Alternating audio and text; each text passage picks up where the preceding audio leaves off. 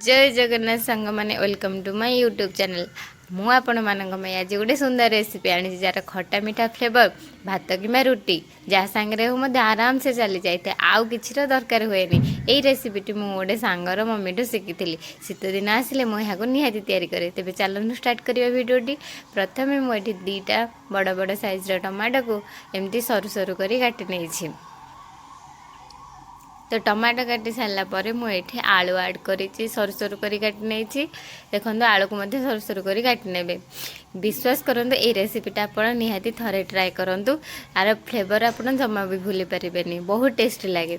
आलू आड कर सारापर मुझे छेचा अदा कंचा लंका लुण हलदी पकई कंचा सोरिष तेल को पकई आपण मैंने जब पियाज रसुण खाई था ये काटिकी सरू सरू पियाज आ रसुण छेचा पकई पारे जेहेतु आम घर समस्ते बिना पियाज रसुण खाती मुझे ये दुईटा को स्किप कर चाहिए स्टेज यहाँ को पकई पारे पियाज आ रसुण को।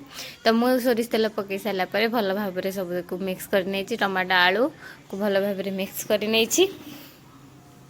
तो कंचा सोरिष तेल फ्लेवरटा ये बहुत ही टेस्टी लगे। तापर आम गैस रे गोटे पैन बसई से मिक्सचर को ऐड करदे। हाँ ये किसी पानी दबा दरकार नहीं कारण टमाटर आपे आपे पानी बाहरी थाए। तो आपको आम कवर करके घोड़े नवा मझे देखिए जदि लग जाए ताले मझे काढ़ी टे घाटी देवी जमी कड़ई तलपट लग न जाऊ कि पोड़ न जाऊ जदि लगे किसी संभावना न थाए ताले पूरा कवर करके कुक करेंगे काढ़ा किसी दरकार नहीं। तो मुझे मझे टे काढ़ी गोले नहीं पुणी कवर कर 10 मिनट 15 मिनट कुक हवा को छाड़ी दे। तो यही रेसिपीटी आपण मैंने निश्चय ट्राए करेंगे आ तार टेस्ट मत जनइबे। तो ये आमर प्रस्तुत है टमाटो बाटी बसा।